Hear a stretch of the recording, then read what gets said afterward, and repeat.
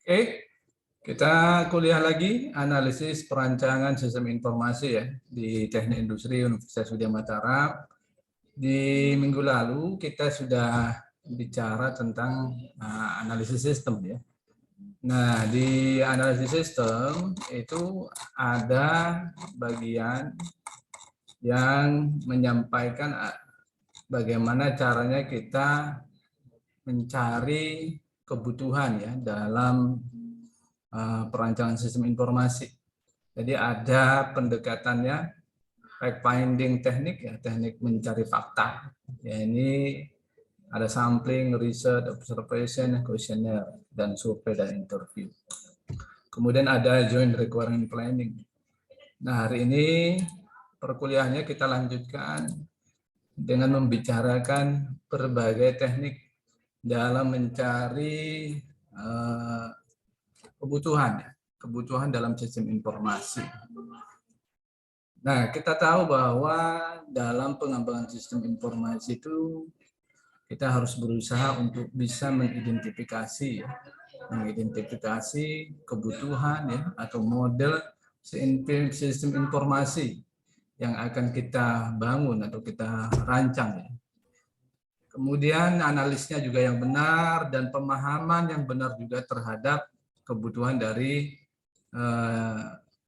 usernya atau pengguna dari sistem informasi tadi. Nah, sistem requirement atau kebutuhan sistem informasi, nah itu ada dua kategori ya. Nah, ini juga di minggu lalu juga sudah sedikit ya sebenarnya disampaikan, mungkin agak sekilas ya. Nah, ini ada must do. Ya, jadi sistem requirement itu ada dikategorikan kedua jenis ya. Yang pertama adalah must do dan must have. Ya. Nah, yang must do itu adalah functional requirement. Jadi kebutuhan-kebutuhan fungsional. Nah, ini adalah kebutuhan-kebutuhan di mana itulah yang harus disiapkan atau disediakan oleh sebuah sistem. Nah, ini yang kita bicara sistem informasi ya. Jadi sistem informasi apa yang dibutuhkan? Nah, itu adalah must do. Itu adalah functional requirement. Kemudian ada must have atau non-functional requirement. Nah, kalau ini adalah fitur-fitur lain. Jadi bersifatnya tidak harus, tetapi ini akan berpengaruh kepada kualitasnya. Kualitas dari sistem informasi. Baik, ada yang mau disampaikan? Oke, jadi must have itu non-functional requirement. Jadi kalau kita menambahkan fitur-fitur lain atau karakteristik lain yang tujuannya adalah untuk satisfactory atau meningkatkan kepuasan dari sistem yang akan kita desain. Nah, jadi ada dua sistem requirement dalam sistem informasi. Yang pertama adalah must do dan must have. Must do itu adalah functional requirement, sedangkan must have itu adalah non-functional requirement. Yang must have atau non-functional requirement ini adalah sesuatu yang membuat sistem informasi itu nilainya atau kualitasnya menjadi lebih baik. Orang merasa suka, tambah senang gitu ya. Nah, sedangkan functional requirement adalah fungsi dasar yang harus dimiliki oleh sistem informasi. Nah, kegagalan dalam menentukan kebutuhan ya, sistem requirement, apa yang dibutuhkan sistem. Kalau kita gagal dalam menentukan kebutuhan dari sebuah sistem, maka tentu saja akan mengurangi nilai dari sistem yang akan kita desain. Nah, kerugian-kerugian dalam perancangan sistem informasi yang gagal ya, atau failure sistem requirement dalam memenuhi kebutuhannya. Yang pertama adalah cost more than projected. Jadi biayanya akan menjadi ya lebih mahal ya, lebih mahal dari yang kita perkirakan, yang kita proyeksikan. Kemudian bisa jadi kerugian yang lain akibat kegagalan kita menentukan sistem requirement atau kebutuhan sistem adalah deliver rather than promise ya. Nah, jadi sistem informasi itu selesainya itu lebih dari yang kita janjikan, yang kita jadwalkan. Nah, jadi dengan kegagalan dalam menentukan kebutuhan sistem menyebabkan sistem informasi yang kita desain itu ya tidak pernah selesai gitu ya, karena tidak sesuai dengan kebutuhan dari user. Kemudian not meet the user expectation, karena sistem informasi yang kita desain tidak memenuhi ekspektasi dari user atau penggunanya. Maka akibatnya apa? Ya sistem informasi itu ya tidak memuaskan, sehingga sistem informasi itu pun tidak akan digunakan, not to use it ya. Sehingga di user nggak mau pakai gitu. Karena sistem informasi yang kita buat ternyata tidak sesuai dengan apa yang kita butuhkan. Kemudian kerugian yang lain adalah pada tahap produksinya.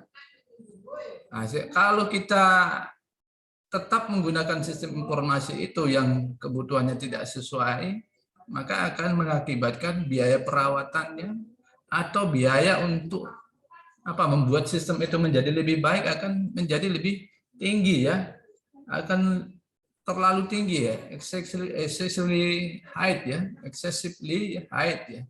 jadi akan terlalu tinggi kalau tetap kita gunakan sistem informasi tadi. Jadi perawatan dan peningkatan perbaikan sistemnya akan menjadi lebih besar biayanya. Kemudian unreliable and prone to error and downtime. Ya.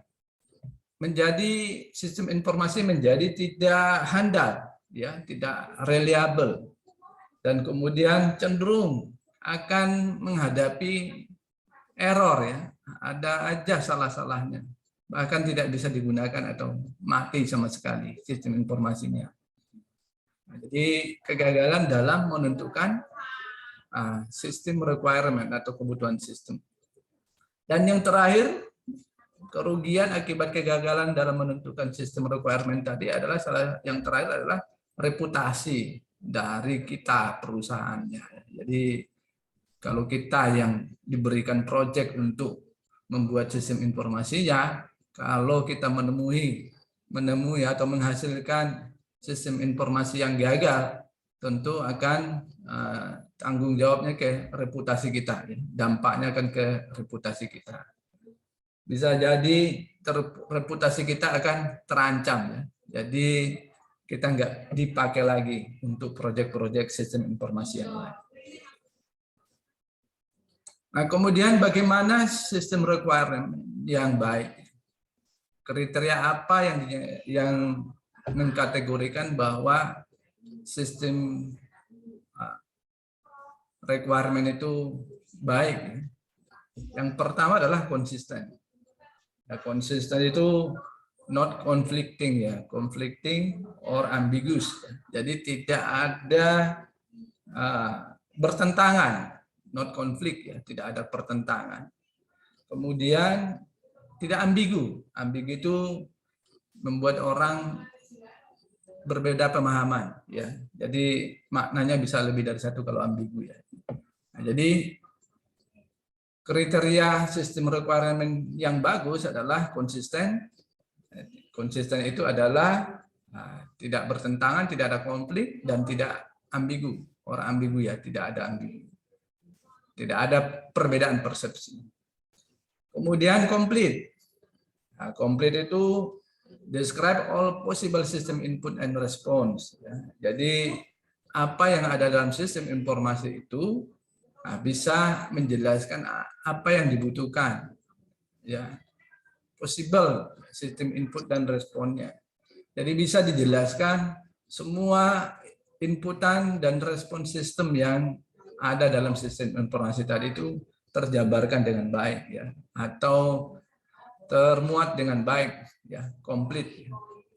Kemudian visible, can be satisfied based on the available resource and constraint ya. Jadi memuaskan, visible, layak, dapat memuaskan, tetapi memuaskan sesuai dengan kondisi dan keterbatasan dari sumber daya, sesuai dengan ketersediaan sumber daya.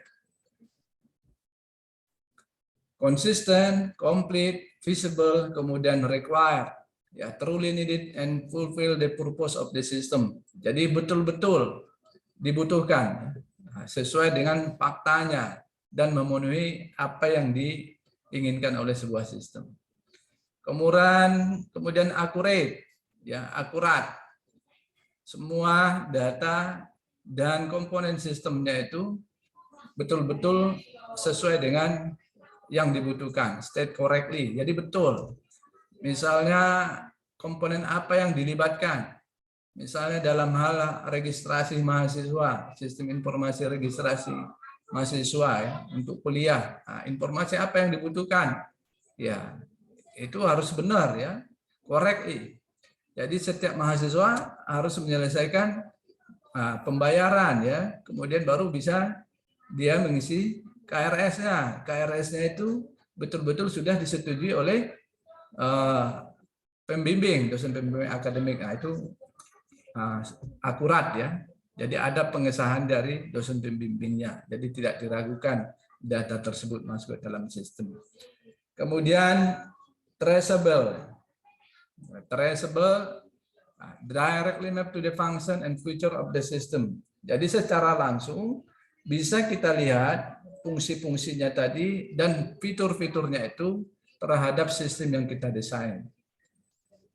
Bisa ditelusuri, ada mappingnya yang jelas, ya. Setelah bagian ini terus kemana, diklik kemana gitu, ya.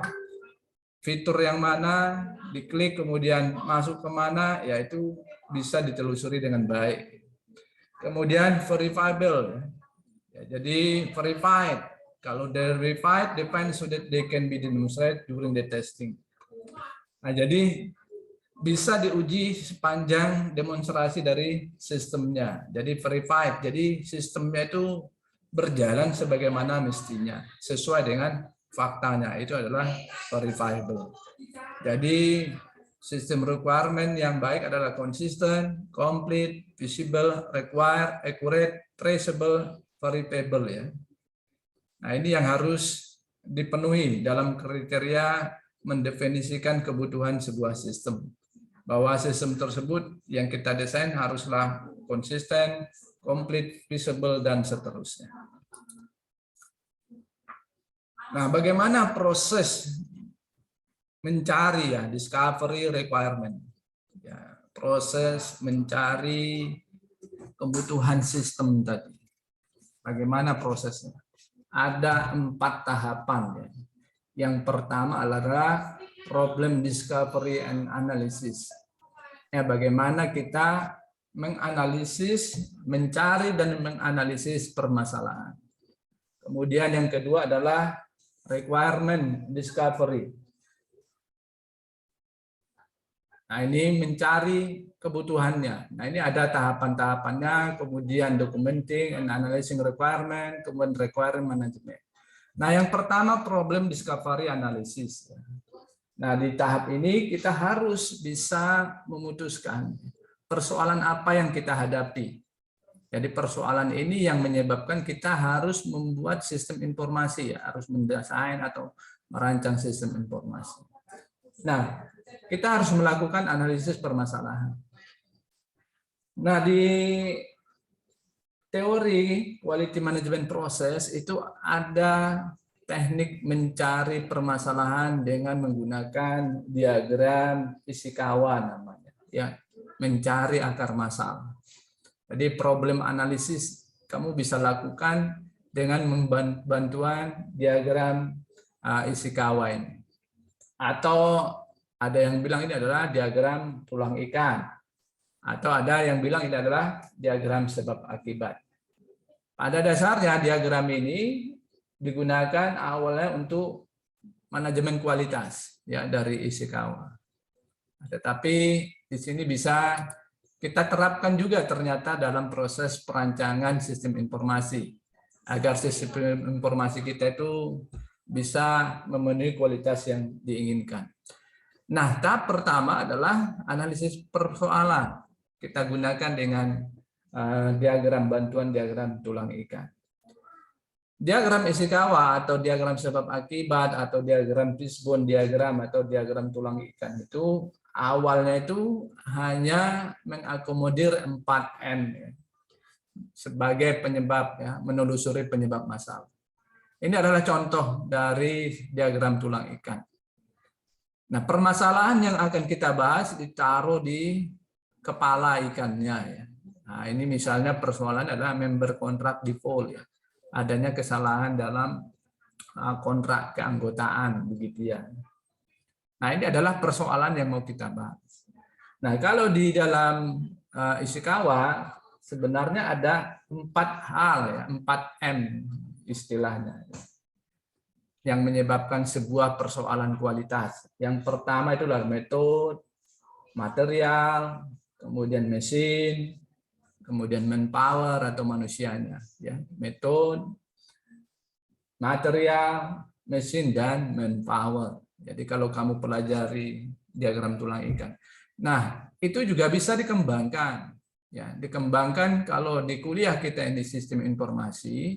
Di sini contohnya itu ada 5, ya, 5 hal utama yang menyebabkan member kontrak ini gagal. Nah, itu yang pertama adalah people membernya atau people atau membernya. Ini tadi kalau di Ishikawa manpower. Kemudian ada metode.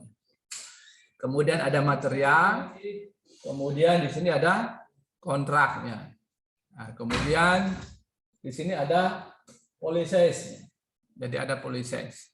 Nah, ini hanya contoh ya. Ini Anda nggak harus seperti ini, disesuaikan. Kalau yang dasarnya ya kamu bisa menggunakan 4M Ishikawa. Jadi diagram sebab akibat ini atau fishbone diagram ini Anda bisa mencoba mencari faktor-faktor 3 sampai 6 faktor lah ya untuk menyelesaikan sebuah persoalan. Masalahnya apa? Nah, ini di bagian setiap akar masalah ya. Ini akar masalah, ya ini persoalan, ini ada akar masalah, itu ada penyebabnya. Nah, misalnya ini polysize. Nah, ini penyebabnya adalah di mana panahnya mengarah kepada apa nih, anak tulang ikannya ya. Nah, kalau bisa dikatakan fishbone diagram ini sebenarnya tulang ikan. Nah, ini seperti tulang ikan. Nah, ini tulang ikan, ini tulang utamanya ya menuju ke permasalahan yang akan dibahas. Nah, ini kita bicara tentang polysize-nya. Nah, ini member kontrak default ini bisa disebabkan oleh adanya polysize. Ini faktor penyebabnya. Nah, akar persoalannya apa? Polysize inadequate. Jadi kebijakannya tidak sesuai. Lack of enforcement. Ya. Ini adanya aturan yang lemah lah begitu ya. Lack of enforcement. Kemudian materialnya ini juga diyakini akan menyebabkan member kontrak default. Maka ini material ini kenapa material ini bisa menjadi penyebab member kontrak default? Nah, ternyata akar persoalannya adalah unreasonable pricing. Jadi harganya ya tidak reasonable ya. Nah, dan seterusnya. Nah, jadi diagram Ishikawa ini bisa kamu gunakan untuk analisis persoalan, ya, mencari akar permasalahan. Nah, di tahap awal ini Anda bisa mengeluarkan apa saja kira-kira yang menyebabkan suatu persoalan itu terjadi. Nah, dikategorikan yang lebih mudah gunakan dengan kategori Ishikawa itu bisa menggunakan 4M, kemudian bisa dikembangkan sampai 6 faktor penyebabnya. Kemudian yang berikutnya adalah requirement discovery. Setelah Anda tahu permasalahannya, penyebabnya, kemudian fakta-fakta yang menyebabkan persoalan itu muncul, maka berikutnya kamu bisa mencari faktanya, requirement discovery. Nah, fakta-fakta yang berkaitan dengan persoalan yang sedang kamu hadapi tadi. Nah, ini di pertemuan yang lalu ada klasifikasi requirement dengan menggunakan pendekatan pieces ya. Nah, itu bisa digunakan untuk mengklasifikasi kebutuhan dari sistem informasi. Nah, bagaimana cara mencari kebutuhan tadi? Nah, di sini kita gunakan fact finding tadi, teknik ya. Jadi teknik pencarian fakta. Jadi di requirement recovery ini kita gunakan teknik pencarian fakta.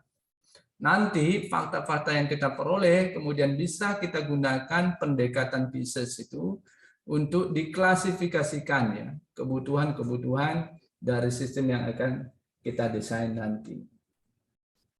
Kemudian yang berikutnya adalah setelah requirement recovery, kamu cari faktanya di sini kita memahami persoalannya, apa yang mau kita selesaikan, persoalan apa yang ingin kita selesaikan. Kemudian di sini kita mencari fakta-faktanya sesuai dengan kebutuhan untuk memecahkan persoalan atau permasalahan. Kamu bisa menggunakan berbagai teknik pencarian fakta yang akan disajikan pada hari ini. Kemudian nanti hasil fakta-fakta tadi kamu bisa buat dalam bentuk klasifikasi kebutuhan dengan menggunakan metodologi pieces itu ya di pertemuan kayak 2 pertemuan yang lalu di development ya, di fase development. Kemudian yang berikutnya ada documenting and analyzing and requirement. Nah, di sini kita ngedrap kira-kira kebutuhannya apa ya. Kebutuhannya apa saja. Nah, permasalahan yang bisa ditemukan terkait dengan pencarian kebutuhan sistem informasi yang harus hati-hati, yang harus kita hati-hati agar jangan sampai missing requirement. Ya, jadi ada kebutuhan yang missing, hilang gitu ya, atau kelupaan ya. Jadi ada kebutuhan yang kita lupa, missing requirement. Kemudian jangan sampai juga conflicting requirement. Ya, jadi ada konflik ya, kebutuhan. Jadi apa yang dibutuhkan bertentangan satu dengan yang lain. Kemudian invisible requirement. Jadi pada saat analising ini, kita melakukan analisa terkait dengan kebutuhan, jangan sampai ada konflik kebutuhan di sana. Ada pertentangan yang tidak sesuai ya. Karena dalam sistem informasi itu penggunanya kan banyak ya. Kalau dalam perusahaan bisa dari beberapa departemen. Jangan sampai terjadi konflik requirement. Kemudian kebutuhan yang kita desain tentu harusnya lah bersifat visible ya. Jangan sampai invisible requirement. Jadi kebutuhan-kebutuhan yang kita desain itu jangan sampai tidak layak, invisible. Harusnya visible. Kemudian overlapping. Overlap. Ya. Saling bertentangan ya. Itu konflik ya tadi pertentangan. Jadi overlap itu saling mendahului ya. Wewenangnya. Jangan sampai bagian marketing mendesain sistem informasi keinginannya tapi sampai mengurusi ke bagian inventory ya. Itu ya, jangan sampai ya. Jadi overlap. Jadi apa yang ditugaskan ke kita itu melebihi yang seharusnya ya. Itu overlap. Jadi requirement yang kebutuhan yang overlapping ya. Kemudian kebutuhan yang ambigu tadi ya pemaknaannya jadi berbeda-beda. Nah, ini dalam hal analysis requirement kita harus berusaha agar apa yang kita butuhkan terkait dengan persoalan perancangan sistem informasi kita jangan sampai missing, conflicting, invisible, overlapping, dan ambigu. Nah, hasil dari analysis requirement ini secara formal itu harus kita dokumentasikan. Ya, harus kita dokumentasikan. Nah, di sini ada contoh ya, contoh pelaporan atau dokumentasi hasil requirement analysis tadi. Nah, ini requirement definition dokumen ya. Kita buat dalam bentuk dokumen. Isinya kira-kira seperti ini. Ya, introduction, purpose ya, background-nya, scope-nya, definition ya, reference, kemudian general project description, functional requirement tadi ya, requirement and constraint, functional requirement, non functional requirement ya. Kemudian conclusion ya, kesimpulan, kemudian kita berikan outstanding isunya, kira-kira apa yang perlu jadikan catatan-catatan, kemudian kita lampirkan. Nah, ini kalau kamu dalam pekerjaan atau proyek mendesain sebuah sistem informasi, dalam hal mencari, menentukan discovery requirement tadi, sistem requirement, kamu harus membuat dokumennya, dokumen pelaporannya bisa mengikuti seperti ini ya. Kemudian tahapan yang terakhir dalam proses pencarian kebutuhan adalah manajemen requirement. Nah, di sini adalah bagian terakhir. Setelah kita mendalami masalah, kemudian mencari fakta, kemudian kita dokumentasikan.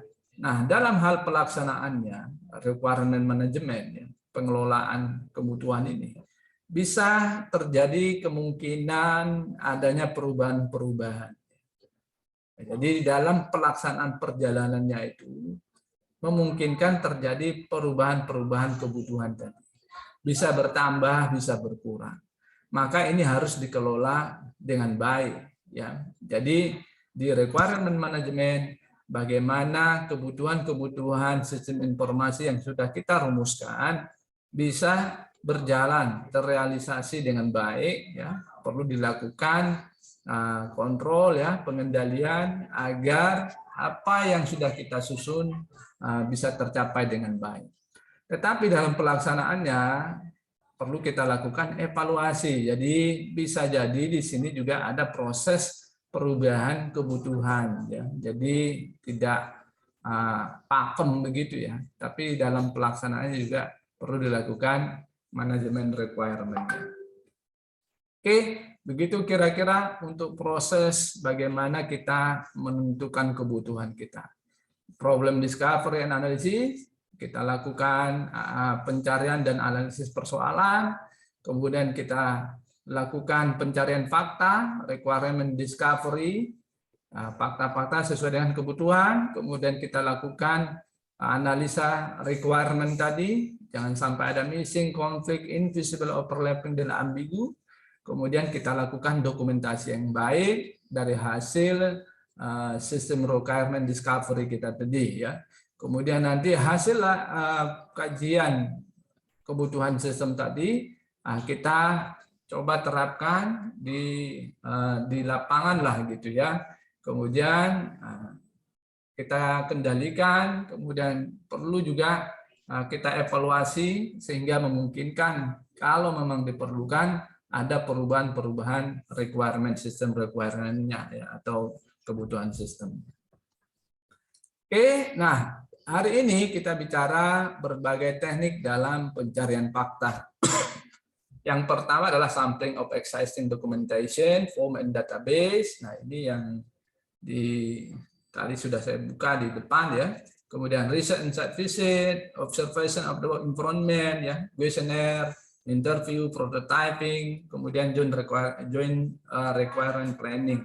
Nah, ini adalah teknik-teknik mencari fakta yang kita gunakan dalam requirement discovery tadi, mencari kebutuhan.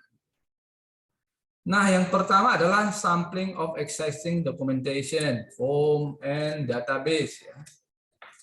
Nah, terkadang pemahaman kita terhadap sebuah sistem itu akan lebih baik ya, dengan melihat ya, fakta ya, by get facts first ya. Jadi lebih baik kita itu melihat fakta. Pertama kali itu melihat fakta yang ada ya, dalam sistem itu.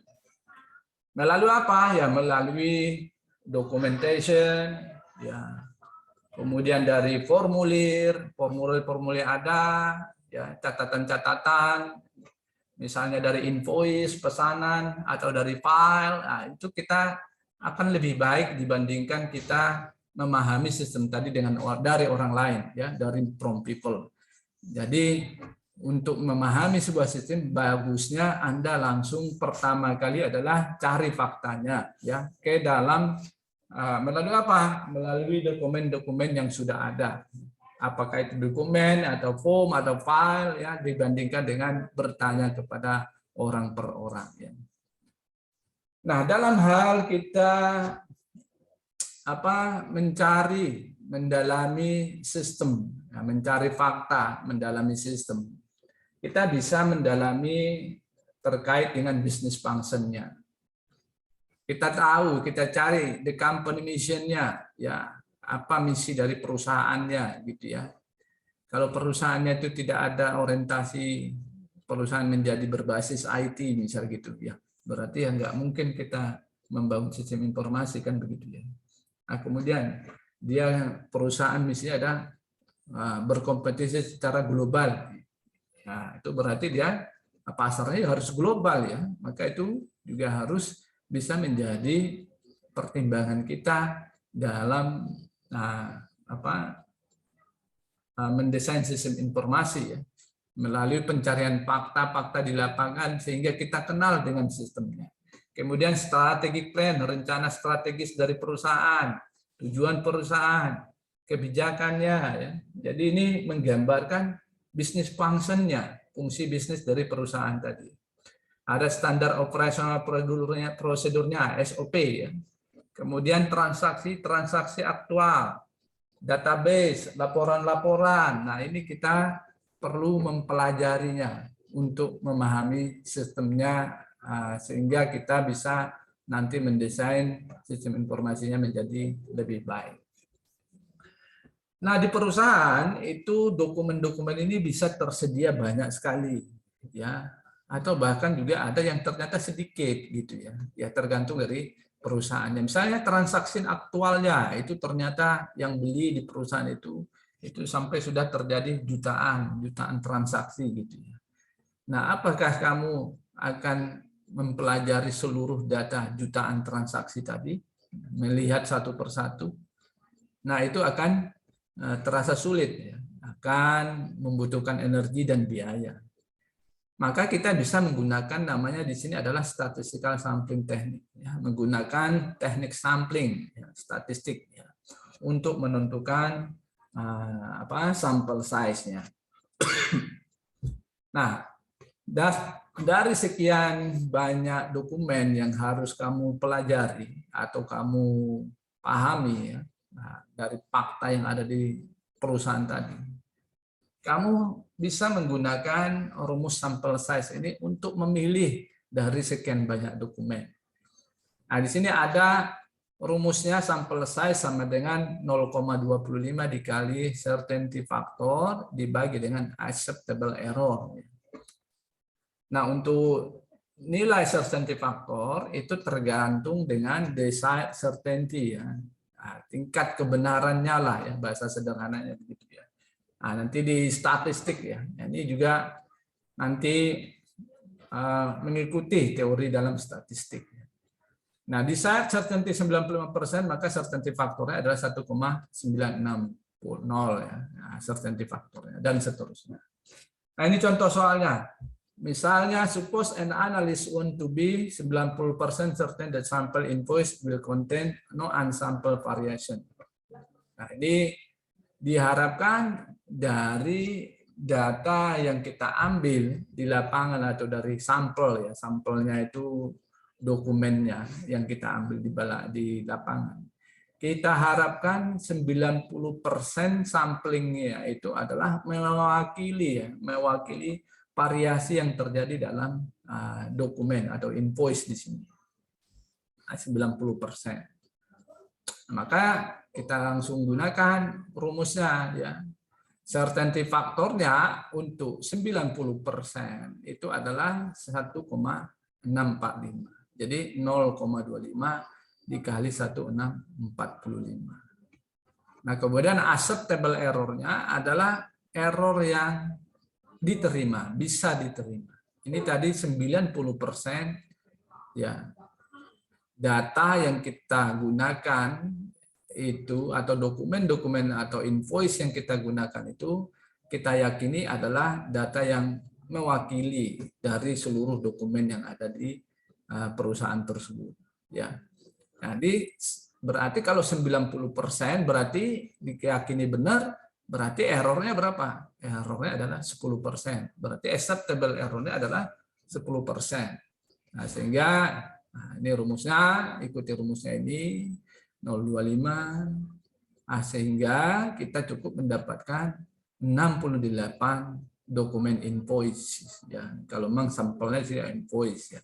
Kalau misalnya dokumen-dokumen yang lain, mungkin data penjualan atau apa gitu ya, itu ya kamu cari berapa persennya begitu ya. Nah, ini akhirnya kita dapat 68 dokumen. Jadi dengan mempelajari 68 dokumen atau invoice tadi, itu sudah mewakili karakteristik ya dari bisnis yang sedang kita kaji. Ya. Oke, itu sudah sesuai dengan faktanya, dengan error berapa? 10%. Oke, ini dengan rumus sampel size 0,25. Kemudian rumus ini juga bisa dikembangkan. Ini ada rumusnya P dikali 1 kurang P, dan seterusnya. Jadi nilai 0,25 ini diganti dengan P dikali 1 kurang P. P itu apa? Nah ini misalnya ya dari 10 dokumen, dari misalnya ya, ini dari 10 dokumen yang kamu amati. Ya, dari 10 dokumen yang kamu amati, ternyata ada proporsi satu dokumen ya, 1/10 lah misalnya, dari 1 dari 10 dokumen itu merupakan dokumen yang tidak bisa mewakili samplingnya ya, 1 dari 10 dokumen, sehingga proporsinya adalah 0,1 ya. Jadi ini 0,1 P-nya 0,1/10 ya. 0,1, 1 dikurangi 0,1, nanti kamu dapatkan, misalnya ini, nanti kamu akan dapatkan berapa dokumen yang harus kamu siapkan, begitu kira-kira ya.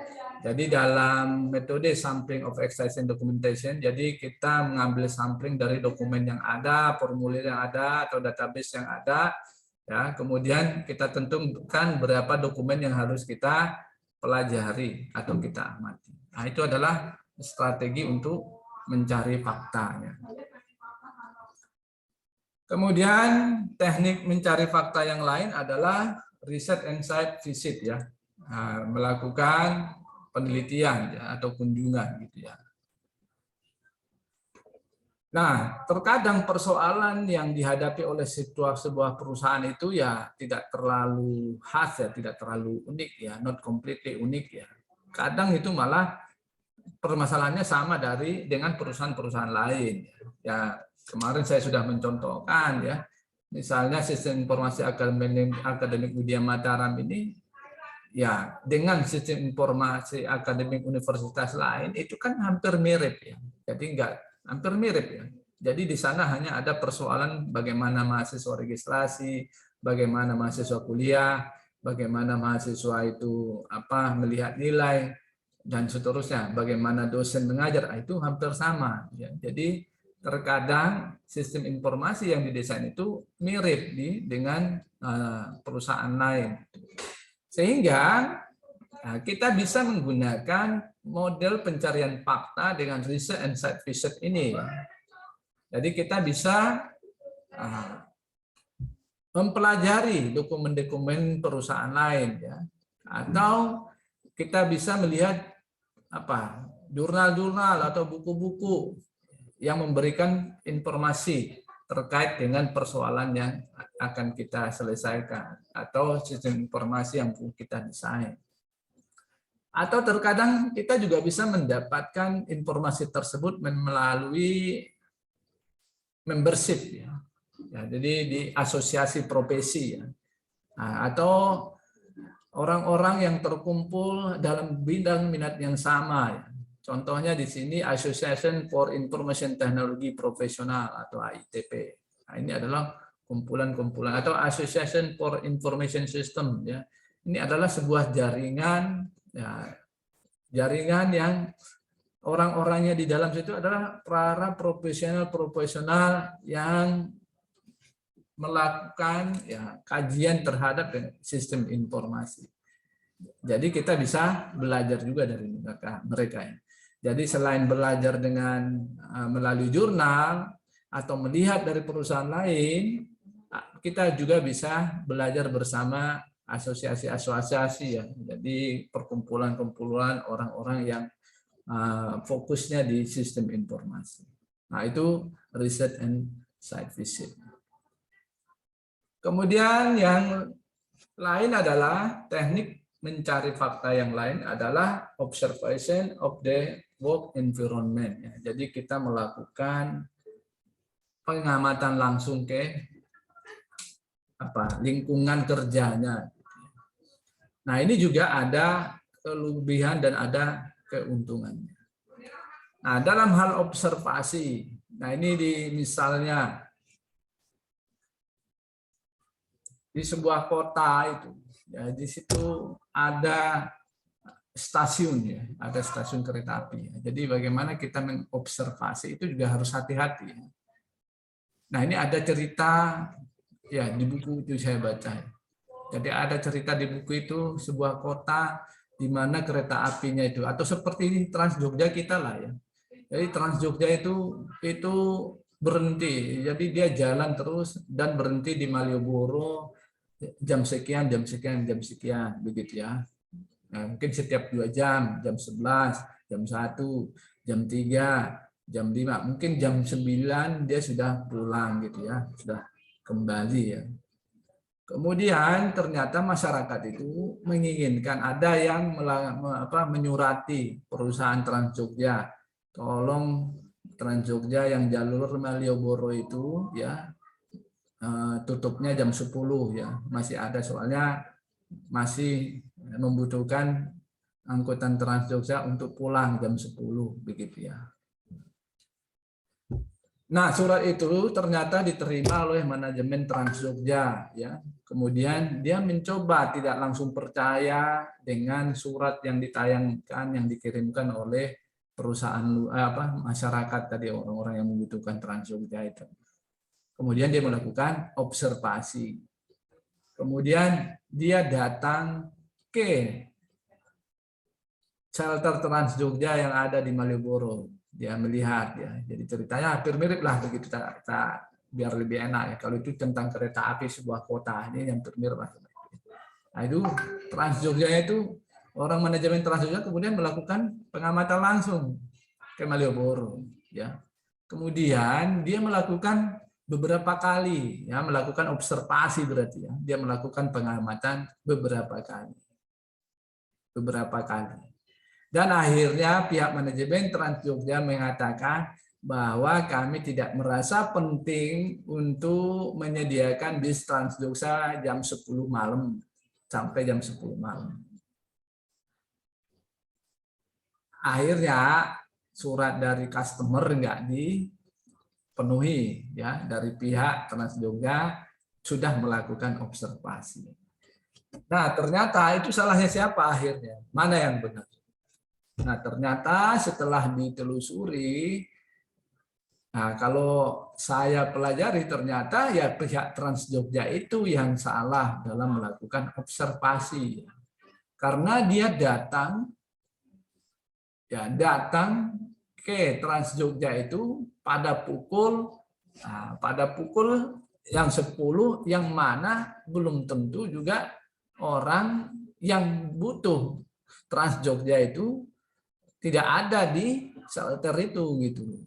Nah, kalau ini kan orang-orang yang sudah mengerti bahwa jam 10 itu nggak akan ada Trans Jogja. Jadi mereka nggak ke sana gitu, nggak ke shelternya gitu.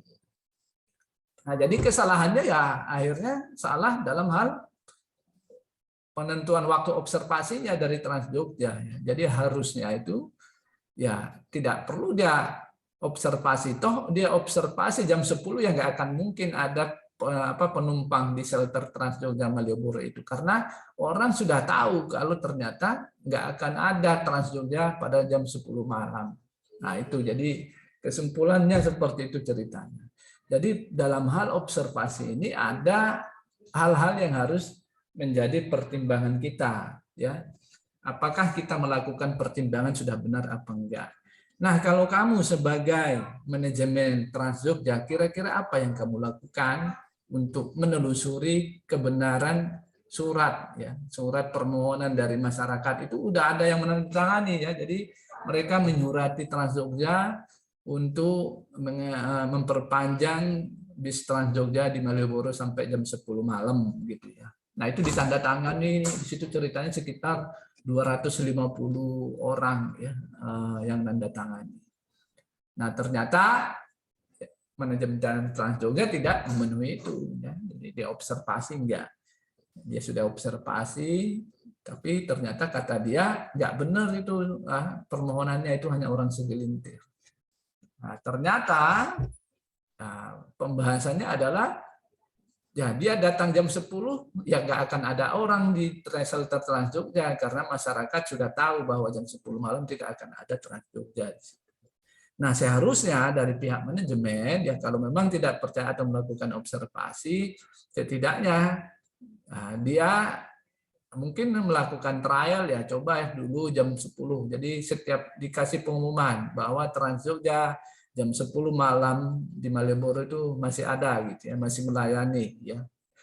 Nah, nanti dilihat dievaluasi harusnya pada saat diumumkan seperti itu kira-kira banyak nggak penumpangnya yang jam 10 kan. Seperti itu kira-kira. Oke, dalam hal observasi atau pengamatan langsung ke lapangan atau walk environment ada advantage-nya, ya, keuntungannya. Data yang diperoleh melalui observasi, pengamatan langsung, ya bisa sangat reliable, ya, sangat layak, ya, karena kita bisa langsung melihat kondisinya, yaitu keuntungannya. Jadi datanya pasti reliable, ya. Kemudian sistem analisis is able to see exactly what is being done. Jadi orang sistem analis dia bisa melihat secara langsung apa yang terjadi. Kadang hal-hal pekerjaan yang kompleks itu susah untuk dijelaskan dengan kata-kata. Jadi lebih enak itu lebih paham langsung melihat ke lapangannya, itu observasi.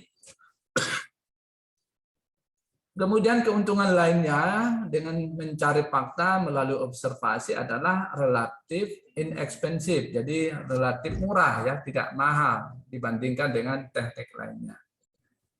Kemudian allow to do work measurement. Jadi pada saat kita melakukan observasi langsung ke lapangan, kita bisa melakukan pengukuran secara langsung, ya, mengamati secara langsung.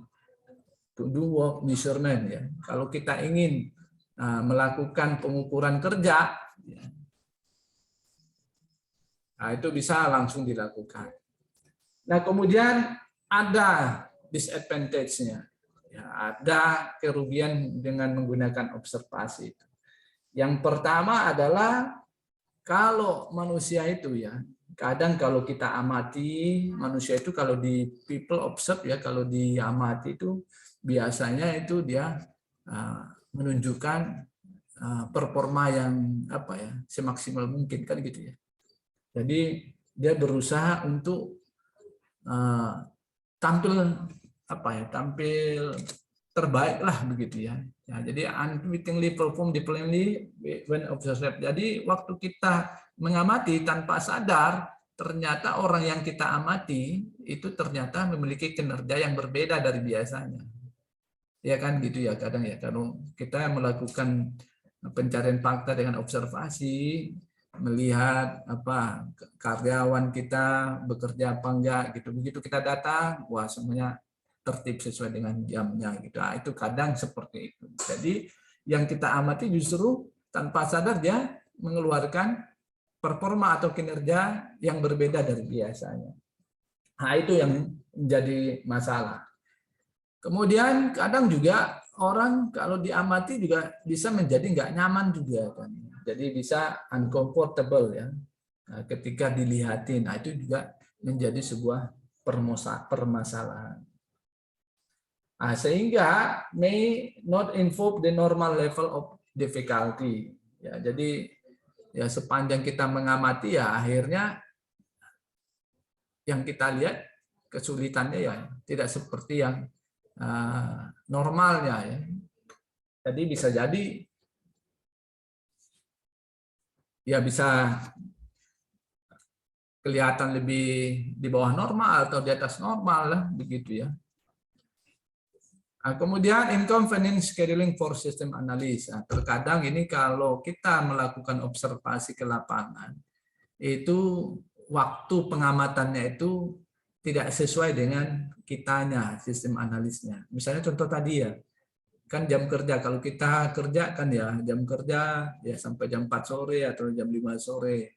Ternyata kita harus datang ke shelter Trans Jogja atau ke Malioboro pukul 10 malam. Nah, itu terkadang inconvenience scheduling for system analysis.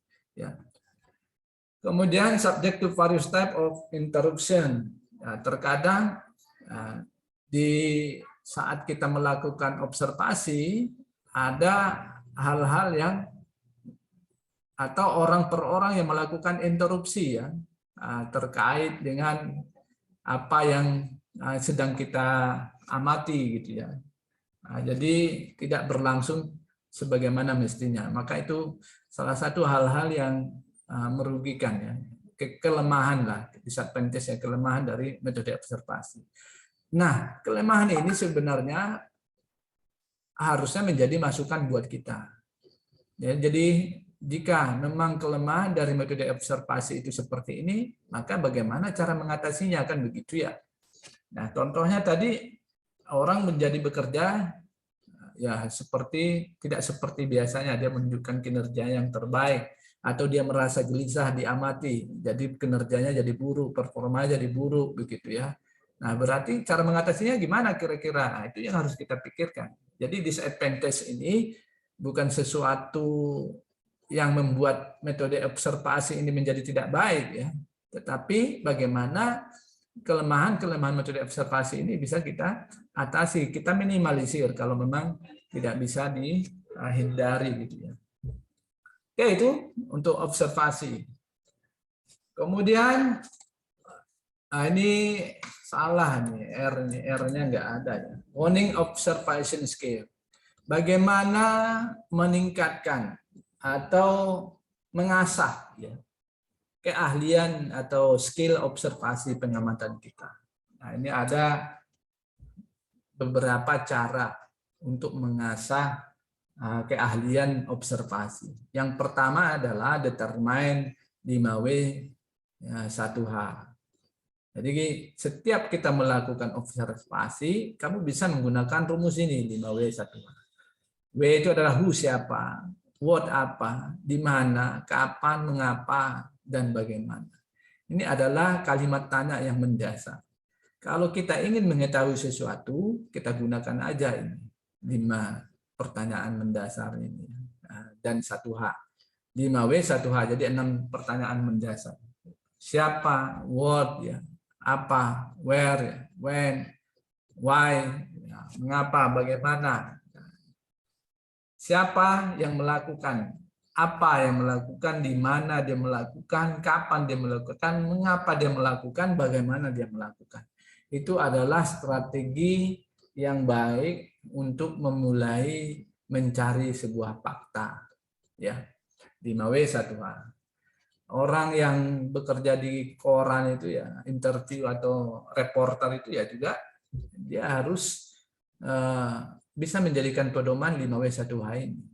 Ya, siapa yang mengatakan, apa yang dia katakan, di mana dia katakan, kapan ya, kemudian mengapa dia katakan, bagaimana dia mengatakan. Nah, itu juga bisa digunakan dalam mencari fakta.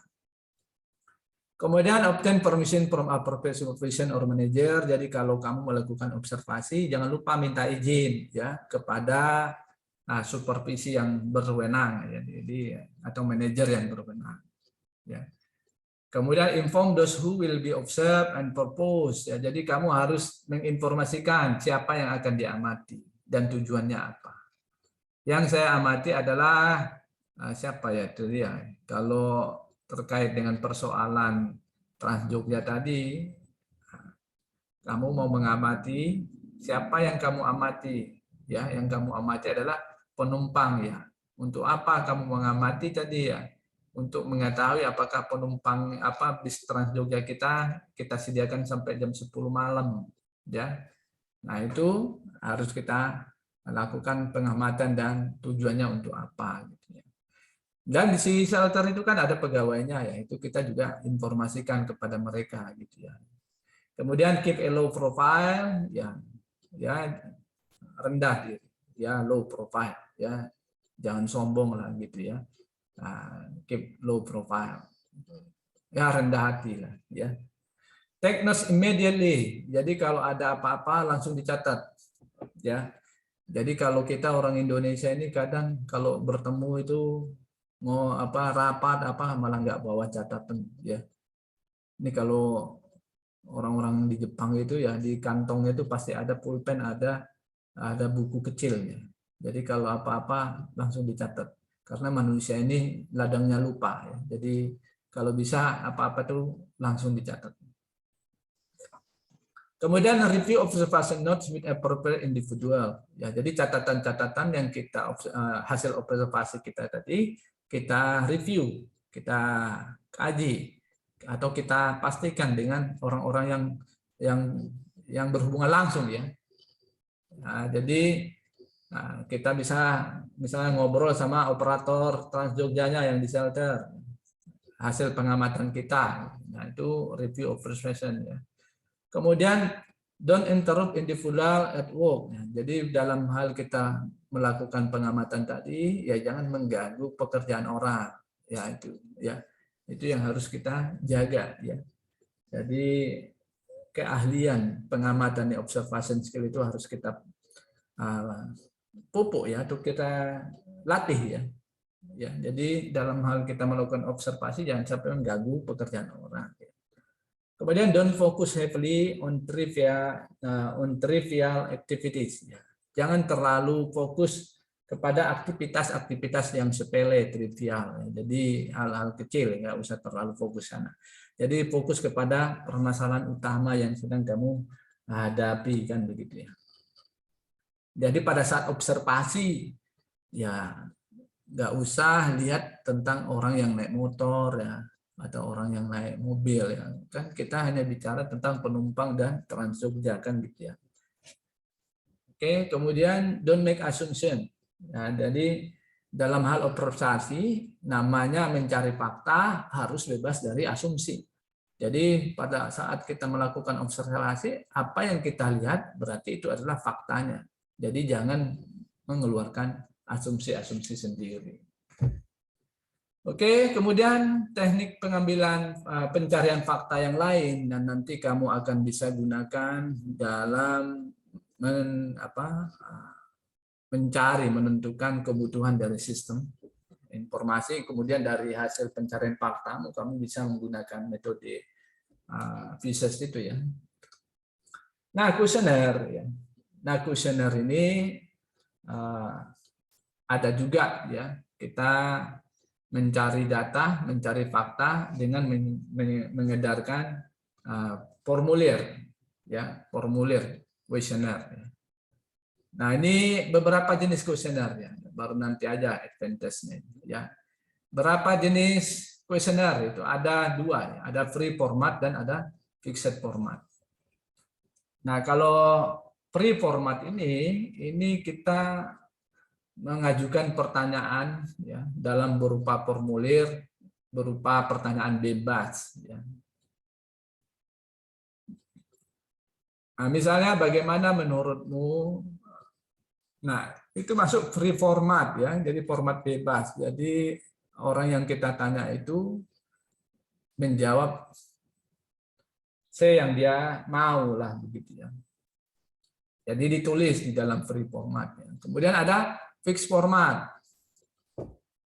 Jadi kalau pre-format pertanyaannya bebas, maksudnya itu jawabannya itu bebas ya. Jadi kalau soal ujian ya essay, nah, ya begitu ya.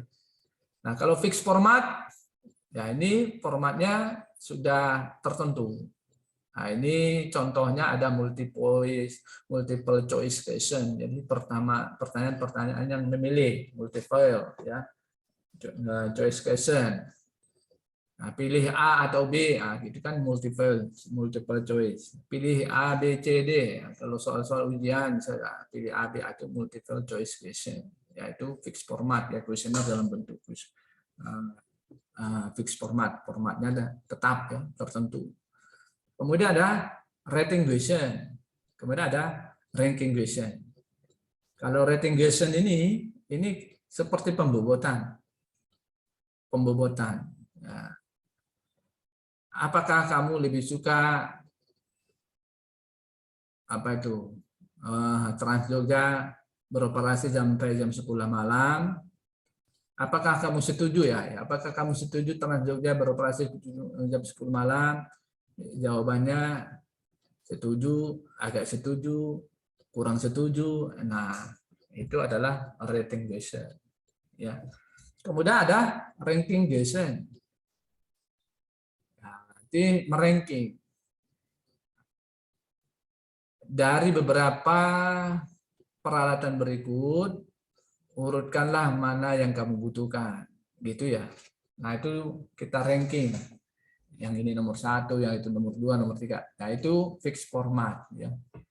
Nah, jadi format yang jawabannya itu tertentu ya, sudah ditentukan. Kalau free format, kuesioner yang jawabannya tidak tertentu. Nah prosedur membuat kuesioner ya, terkait dengan pencarian fakta dengan kuesioner. Yang pertama adalah determine what facts and opinion must be collected and from whom you should get. Ya, jadi kamu tentukan fakta atau opini apa yang mau kamu kumpulkan ya, dari siapa ya. Nah, ini ditentukan dulu orangnya. Ya, ditentukan orangnya, kamu tentukan dulu fakta-fakta dan opininya. Kemudian based on the fact and opinion sought ya. Jadi yang kita cari itu berdasarkan fakta dan opini yang kita lihat atau kita cari. Jadi kuesioner yang kita buat itu harus berdasarkan fakta dan opini yang kita pahami atau kita cari. Kemudian write, examine, dan edit the question.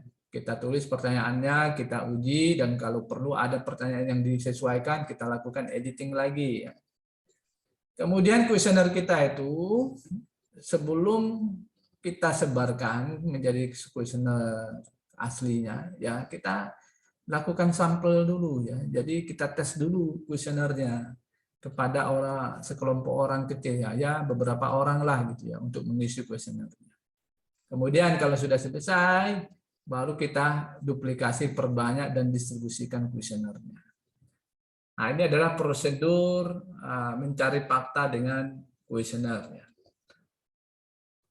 Nah, apa keuntungan mencari fakta dengan kuesioner? Yang pertama, most questionnaire can be answered quickly. Ya. Jadi, ya banyak kuesioner itu dijawab dengan mudah. Ya. Relatively inexpensive, relatif tidak mahal. Kemudian maintain anonymity to provide the real fact. Nah, jadi menjaga kerahasiaan. Nah, untuk kamu kalau kemarin ya di grup WhatsApp saya menyebarkan ada kuesioner dari mahasiswa yang lagi skripsi ya kan. Nah di situ kalau nggak salah ada kerahasiaan jamin ya, hanya untuk penelitian lah begitu ya. Nah itu maintain anonymity to provide the real fact. Jadi kita harus ya menjaga kerahasiaan ya siapa yang mengisi kuesioner tadi agar kita bisa mendapatkan fakta yang sebenarnya. Atau kuesioner yang pembelajaran ya, kamu kemarin sudah setelah ujian kalau mau nilai harus isi kuesioner dulu gitu ya. Itu juga anonymity ya. Itu juga dijaga kerahasiaannya. Nah, sehingga mahasiswa diharapkan mengisi sesuai dengan fakta sebenarnya. Jadi nggak takut-takut ngisinya, ya. Kemudian tabulate and analyze quickly. Nah, jadi kuesioner ini ya mentabulasi dan menganalisisnya itu cepat dilakukan, ya. Ya, mentabulasi, mengumpulkan, ya, atau menyarikan, ya. Nah, disarikan hasil dari kuesioner itu bisa dilakukan dengan sangat cepat. Nah, sebetulnya kuesioner yang penelitian itu ya, itu kalau ingin mengetahui jawaban nomor 1 apa gitu, ya dari sekian yang bertanya langsung diklik langsung keluar. Ya. Jadi bisa lebih cepat untuk kita tabulasi dan analisa. Disadvantage-nya, kelemahan atau kerugian dari mencari fakta dengan menggunakan kuesioner. Nah, the number of respondent is often low. Ya, jadi sering respondennya juga sedikit tadi, ya. Ya, jadi jumlah respondennya nggak banyak. Nah, itu merupakan sebuah tantangan, ya. Misalnya di perusahaan, ya, kita ingin mendesain sistem informasi yang melibatkan tentang bagian marketing. Ya, orang marketing juga jumlahnya terbatas. Ya, hanya beberapa. Ya. Kemudian no guarantee that individual will answer all of the question. Ya, tidak ada jaminan orang-orang itu akan menjawab semua pertanyaan dengan baik, ya, dengan benar, atau ada yang kelupaan gitu, ya. Kemudian inflexible. Nah, jadi kerugiannya ya tidak fleksibel. Jadi pertanyaannya itu ya jawabannya itu aja sekitar di situ. Ya, jadi menjadi tidak fleksibel. Dan biasanya kalau kuesioner itu kan kita serahkan, ya, tidak langsung bertemu dengan siapa yang penelitinya lah, ya, pencari faktanya. Jadi not possible to observe and analyze respondent body language. Jadi kita nggak tahu bagaimana bahasa tubuh, ya, bahasa tubuh dari responden yang mengisi gitu, ya. Ya, kita kan biasanya hanya kasih kuesionernya terus dia isi. Dia isi kapan kita nggak tahu. Dia dalam kondisi seperti apa ngisinya nggak tahu. Dia lagi lelah, lagi marah ngisinya nggak tahu kita. Nah, itu yang menjadi kelemahannya dari kuesioner, mencari fakta dengan kuesioner. No immediate opportunity to clarify incomplete answer. Nah, kalau misalnya ada jawaban yang tidak komplit, ya kita sulit untuk mengklarifikasi, ya. Karena biasa kuesioner, ya. Contoh kamu ngisi kuesioner yang ada di situ, ya. Ya di WhatsApp grup yang saya share kemarin itu, ya. Nah, itu kalau misalnya ada jawaban yang tidak lengkap, ya, nah, sulit mengklarifikasi. Itu kelemahan kuesioner. Tapi ini sepertinya ya kamu bisa kalau mau lebih rajin, ya misalnya minta nomor HP-nya, kalau kosong kamu tanya lagi, Mas itu masih ada yang kosong tolong isi lagi. Bisa aja sih. Good questionnaire are difficult to prepare. Jadi yang paling sulit itu memang untuk menyiapkan kuesioner yang baik itu seperti apa. Ya ini kan bagaimana agar semua pertanyaan-pertanyaan itu adalah mencerminkan apa yang kita butuhkan, ya. Oke, kemudian yang berikutnya adalah teknik mencari fakta dengan interview, wawancara. Nah, wawancara ini ya berhadapan langsung, ya kita. Jadi siapa itu pewawancara dengan orang yang diwawancara itu bertemu langsung tatap mata. Nah, ini interview itu ada dua cara, ada dua jenis, ada yang struktur dan ada unstruktur. Ya hampir sama seperti questionnaire tadi, ya. Ada yang fix, ada yang free, ya. Kalau ini ada struktur dan unstruktur. Kalau yang struktur biasanya itu pertanyaannya itu spesifik, ya. Pertanyaannya dari interviewernya, ya. Yang mewawancara itu biasanya dia spesifik pertanyaannya. Dia memiliki daftar pertanyaannya itu terstruktur. Biasanya jawabannya juga tertutup, close, ya. Nah, tidak terbuka. Jadi harus to the point begitu, ya. Kemudian ada yang unstruktur. Nah, ini biasanya ini pertanyaannya juga bersifat general, jadi tidak spesifik, ya. Pertanyaan-pertanyaannya biasanya jawabannya juga bisa terbuka begitu. Nah, itu ada dua jenis model interview, ya. Jadi kamu mencari fakta menggunakan interview juga ada dua, ya, ada struktur atau unstruktur. Kemudian apa keuntungan interview? Give the system analyst opportunity to motivate interviewee to respond freely and openly to the question. Nah, jadi interview ini yang diwawancarai ya, interviewer pewawancara, interviewee yaitu yang diwawancara. Jadi di sini sistem analisnya adalah interviewernya yang mewawancarai. Ya, keuntungan interview ini ya ini membuat sistem analisis memiliki peluang ya untuk memotivasi ya, interviewee-nya agar dia menyampaikan jawabannya secara bebas ya atau terbuka. Kemudian interview allow the system analyst to probe for more feedback from interviewee. Jadi kalau kita dalam menggunakan wawancara ini, kadang kita bisa menggali lagi, to probing. Jadi menggali lagi jawaban dari yang kita wawancarai. Ya kan? Kalau kita wawancara terus ya itu ya bisa kita gali lagi pertanyaan jawaban-jawaban dari yang kita wawancarai. Nah, dengan interview, keuntungan lainnya adalah kita bisa menyesuaikan, mengadaptasi pertanyaannya, question, atau mengubah reward, mengganti kalimat atau kata ya pertanyaan, karena langsung berhadapan dengan pertanyaan. Nah, system analyst have opportunity to observe non-verbal communication. Nah, ini kalau menggunakan metode interview ini, kita bisa melihat komunikasi nonverbal ya dari sikap, perilaku, duduk ya, dari cara dia duduk, cara dia menjawab. Kita bisa kalau interview itu kita bisa ada peluang untuk bisa mengamati hal itu gitu.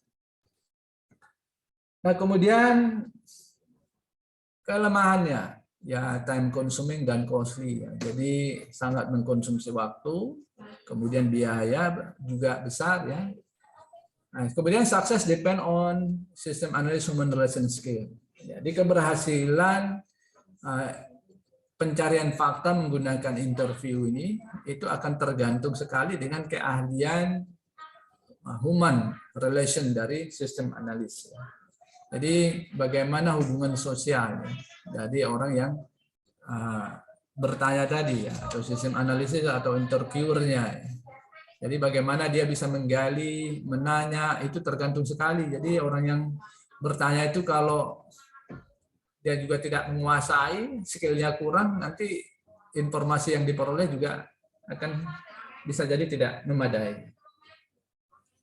Kemudian, maybe in practical due to the location of interviewees. Nah, jadi salah satu kelemahan lainnya adalah bisa jadi orang yang mau kita wawancara itu tempatnya itu lokasinya impraktis ya, atau kita jadi kesulitan gitu ya. Nah, itu bisa jadi masalah di mana lokasi wawancara kita lakukan.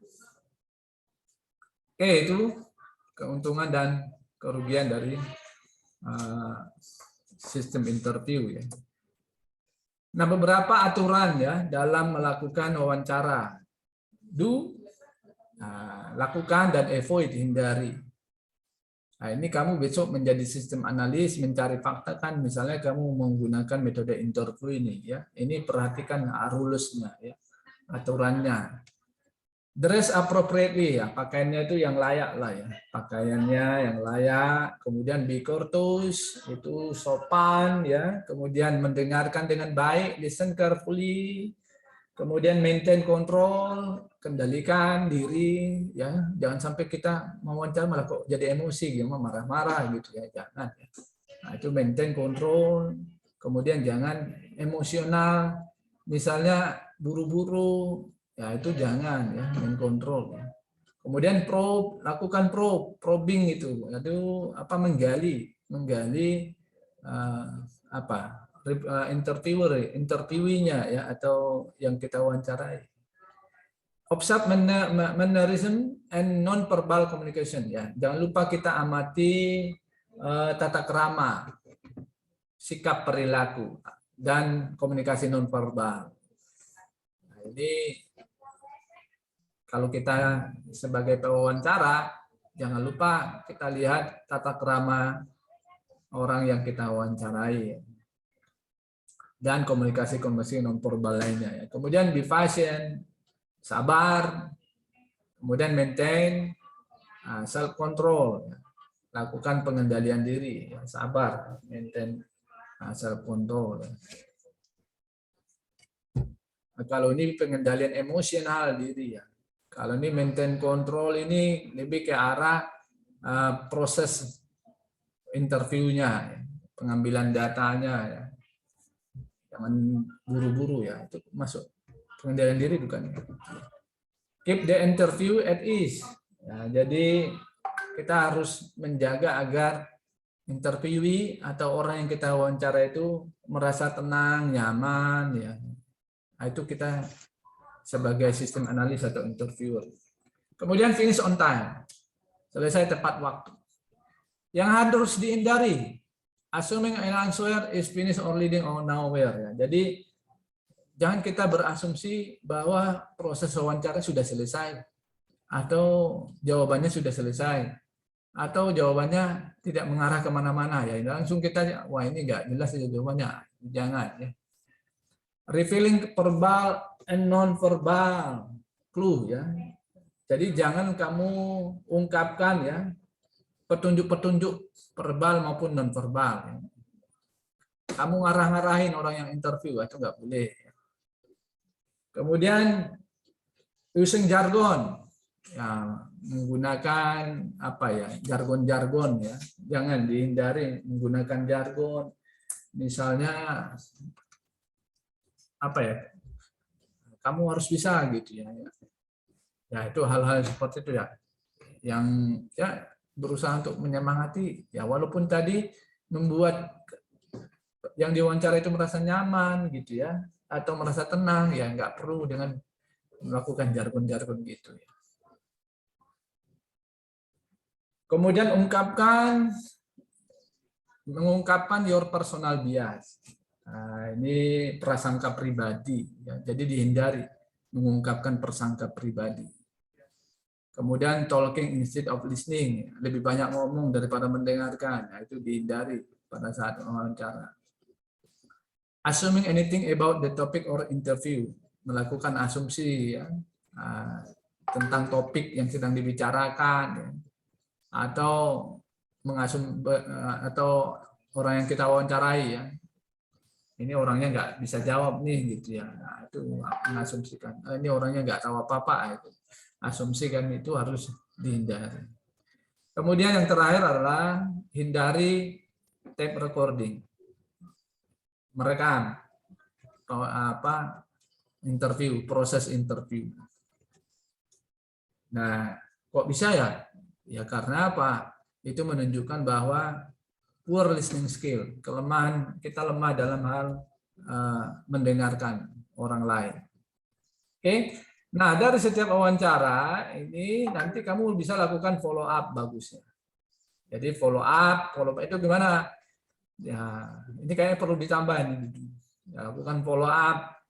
Maksudnya itu, ya, ucapkan terima kasih, ya, kepada yang sudah kita wawancarai. Dan kita minta, misalnya kalau sekiranya datanya masih kurang, ya saya bisa datang lagi, gitu, ya, untuk wawancara lagi. Ya ini sama seperti kalau kamu mau penelitian, yang melakukan observasi, kamu bisa mengikuti rule seperti ini. Nah ini ada contoh, ya, contoh pertanyaan-pertanyaan dalam interview. Nah, di sini sudah ada waktunya, time allocate 5 menit itu karena finish on time. Jadi kita harus menyelesaikan wawancara itu sesuai dengan jamnya.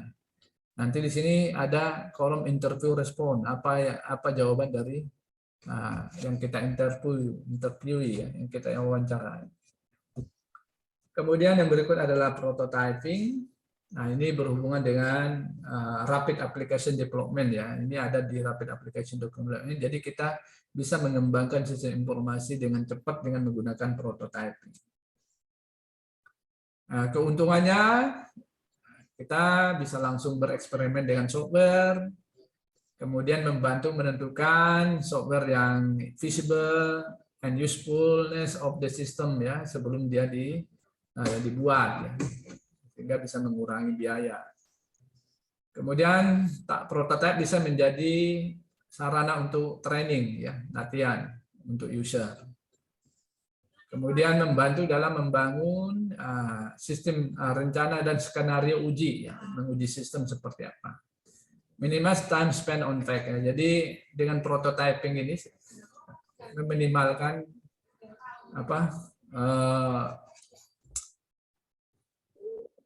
proses pencarian fakta, ya, minimalkan proses pencarian fakta. Disadvantage-nya, develop may need to be trained. Jadi orang yang buat prototipe itu harus betul-betul terlatih, ya, atau bisa pinter lah, ya, dia bisa buat prototipe. Kelemahannya, ya, jadi harus terlatih orang yang buat. Kemudian user may develop unrealistic expectation. Nah, ini terkadang user itu ekspektasinya melebihi dari realitasnya. Nah, ini, ya, padahal ini kan baru prototipe, ya, belum langsung diaplikasikan ke lapangan. Maka kita harus hati-hati dalam mengeducate, menjelaskan kepada user. Ya, jadi dia kok begini gitu, ya, padahal itu baru prototipe, ya. Kemudian bisa jadi keluar dari jadwal dan biaya menjadi lebih besar, ya, dengan prototipe ini. Kalau prototipe ini ganti-ganti, ya, bisa waktunya juga menjadi lebih lama. Kemudian metode yang terakhir adalah joint requirement planning. Nah, ini seperti rapat, ya, menyelenggarakan rapat yang terstruktur, ya. Nah, ini untuk mengidentifikasi, analisis permasalahan, ya, dan kebutuhan sistem. Nah, dalam JRP siapa yang dilibatkan? Ada sponsor, ada fasilitator, ada user manager, ada scribe, dan IT staff. Sponsor itu siapa? Normally individual, top management. Jadi biasanya perseorangan, ya, biasanya sponsor itu. Ya, bisa top management, tapi top manajemennya not IT or IS. Jadi bukan orang yang tahu tentang sistem informasi atau teknologi informasi. Ya, sponsornya. Ya, kalau dia tahu, ya, dia kerjain sendiri, ya. Nah, jadi yang sponsor itu, ya, dia memiliki otoritas, kekuasaan, ya, wewenang. Give full support and actively participate, ya. Siapa itu sponsor? Ya, orang yang mendukung, memberikan dukungan penuh dan aktif berpartisipasi. Usually make final decision. Biasanya keputusannya itu dia yang memutuskan. Itu namanya sponsor. Dan dia bekerja dekat dengan JRP leader, ya, pemimpin joint requirement planning.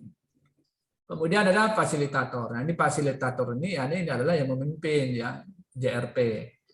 Jadi JRP itu ada fasilitatornya, ada sponsornya. Sponsor itu yang punya permasalahan lah, ya. Kemudian fasilitator itu play the role of leader, dia sebagai pemimpin, leading all session, excellent communication skill. Jadi siapa itu fasilitator? Ya, fasilitator itu harus memiliki keahlian komunikasi yang baik, pemahaman bisnis yang baik, ya, knowledge of the business. Ya. Kemudian memiliki keahlian organisasi yang kuat. Ya. Nah, ini pantas menjadi fasilitator. Kemudian JRP participation yang lain adalah user dan manager. Nah, ini adalah orang-orang yang dari hari ke hari menggunakan sistem tersebut. Dan biasanya dipilih oleh sponsor, dipilih oleh top manajemen atau yang punya perusahaan. Kemudian yang lain adalah scribe. Scribe atau bisa satu, bisa lebih. Ini orang-orang yang mencatat semua yang didiskusikan dalam rapat. Nah, ini dia harus memiliki pengetahuan yang kuat terkait dengan sistem analis and design, dari dalam perancangan dan analisis sistem. Jadi seorang scribe itu, ya, memiliki pengetahuan sistem analisis design. Kemudian dia memiliki skill case tool, ya. Jadi menggunakan komputer assistant software engineering, ya. Nah, ini alat ya yang membantu untuk mendesain sebuah software, ya, sistem aplikasi, namanya case tool skill. Jadi orang yang scribe itu, ya, harus bisa case tool skill, ya. Jadi dia bisa menggunakan komputer, ya.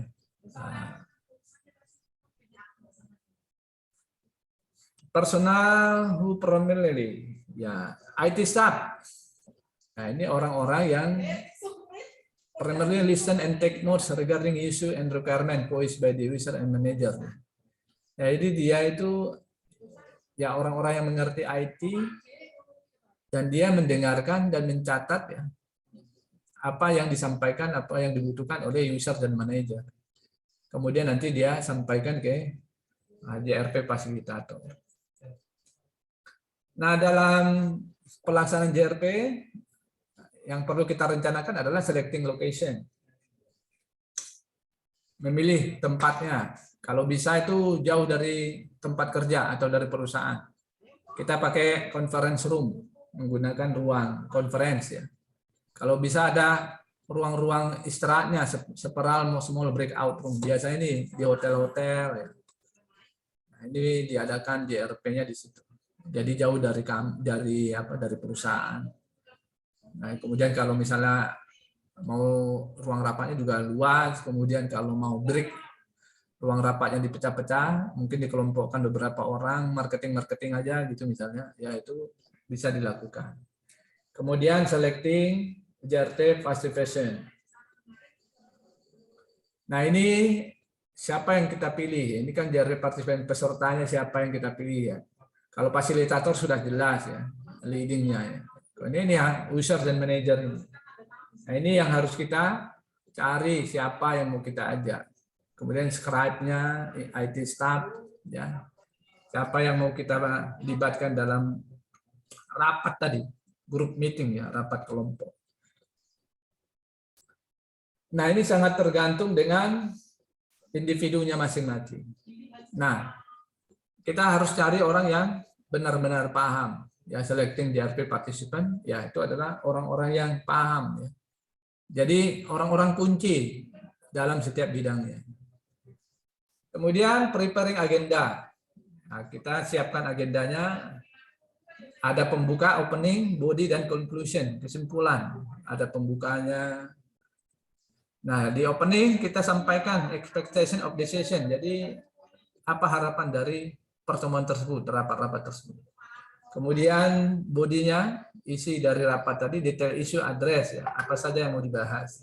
Kemudian conclusion, ya, waktu untuk meringkas, ya, meringkas, to summarize, menyimpulkan, ya, conclusion. Nah, ini adalah ruang yang umum digunakan dalam JRP. Nah, ini ruangannya harus conference room itu tadi, ya. Ini semua fasilitas harus tersedia, gitu ya. Di situ ada makanan, food and refreshment ya. Nah, ini ada IT profesional, other observation, mejanya di sini. Ya, ini scribe. Jadi mereka kan hanya mendampingi. Ini IT profesional. Di sini juga ada scribe. Jadi user dan manager ada di sini di ruang ya. Jadi scribe-nya bisa sini. Scribe itu yang tadi membantu mencatat-catat tadi. Ya. Mencatat apa yang disampaikan dalam rapat ini. Oke. Nah, di sini juga harus didukung oleh fasilitas-fasilitas ya. Ini JRP fasilitator. Ini orangnya, dia fasilitatornya. Ya, leadernya, pemimpinnya. Ya, ini mejanya di sini.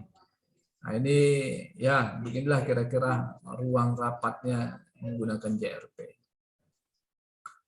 JRP Facilitator Guideline, panduan untuk fasilitator.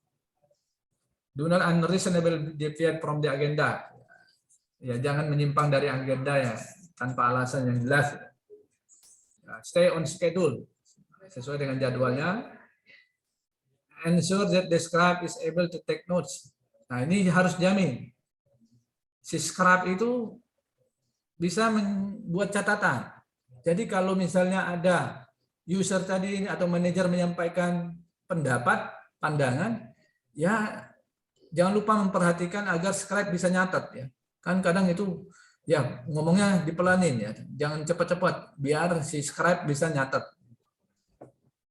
Kemudian avoid the use of technical jargon ya, hindari menggunakan istilah-istilah teknis karena tidak semua orang paham ya. Apply conflict resolution skill ya, kalau kita harus terapkan kemampuan kita dalam menyelesaikan konflik ya. Jadi kalau misalnya namanya dalam diskusi seperti itu mungkin ada perbedaan pendapat ya. Jadi kita harus mengeluarkan kemampuan kita. Ya, kita kan fasilitator tadi. Ya, mungkin anak teknik industri ini cocok juga di sini sebagai fasilitator. Kan sistem analis. Apply conflict resolution skill. Jadi kamu terapkan keahlianmu dalam menyelesaikan permasalahan. Jangan sampai ada konflik di antara partisipan. All for ample break, ya cukup waktu istirahat lah ya, rehat. Jadi berikan waktu istirahat yang cukup ya buat semuanya. Jadi jangan seharian gitu. Karena rapat ini biasanya 4-5 hari ya. Nah, itu jangan sampai membuat lelah. Jadi harus ada break-breaknya. Encourage group konsensus. Dorong komitmen ya dari semua grup ya. Encourage user and management participation without allowing individual to dominate the session. Jadi dorong semua user. Kalau ini kan konsensus grup. Jadi kita harus menyelesaikan masalah ini. Nah, itu kita harus minta konsensusnya, kesepakatan ya dari semua anggota. Kemudian dorong partisipasi dari user dan manajemen. Jadi kita dorong agar dia aktif. Nah, ini dalam hal kita memilih peserta tadi juga harus memperhatikan itu juga. Jangan sampai memilih orang yang nggak menguasai, knowledge-nya sedikit, pengetahuannya sedikit, ngomongnya juga sedikit, malu, itu nggak usah ya, encourage ya. Manajemen. Jadi harus cari orang-orang yang user dan manajemen yang berpartisipasi. Tetapi kita harus menghindari jangan sampai ada yang mendominasi individual, satu sesi dia aja terus yang ngomong ya. Jangan ya. Itu harus, itu kayak ahlian dari fasilitator dituntut ya. Oke, make sure that attendees abide by the established ground rules ya. Jadi kita harus jamin agar orang-orang semuanya itu mematuhi, patuh terhadap aturan main yang sudah ditetapkan. Nah, itu kerjaan di fasilitator. Nah, dalam hal memunculkan ide-ide, ini ada metode brainstorming. Nah, ini ada guideline efektif brainstorming. Ya, ini tujuan brainstorming itu adalah apa? Agar semua orang itu tidak takut untuk mengeluarkan ide-idenya. Kan di awal kita memunculkan persoalan itu dibiarkan semuanya itu menyampaikan apa yang jadi persoalan. Nah, ini adalah guideline-nya. Mudah-mudahan ini bisa dipahami ya.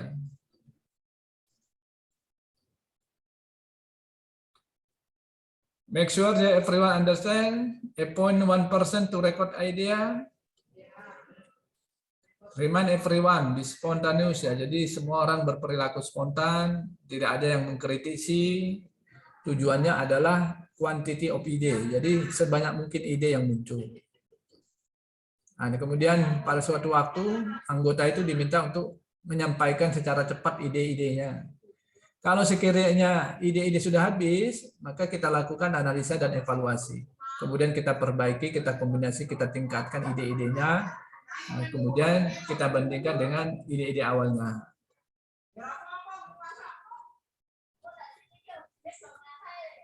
Keuntungan JRP, actively involve user and management. Dengan menggunakan JRP ini, user dan manajemen itu bisa aktif kita libatkan. Reduce the amount of time required. Ya, bisa mengurangi waktu karena semuanya dikumpulkan dalam waktu yang sama ya, dalam 3-4 hari, 5 hari itu sudah selesai semua persoalan bisa diselesaikan. Nah, fakta-fakta bisa diungkapkan.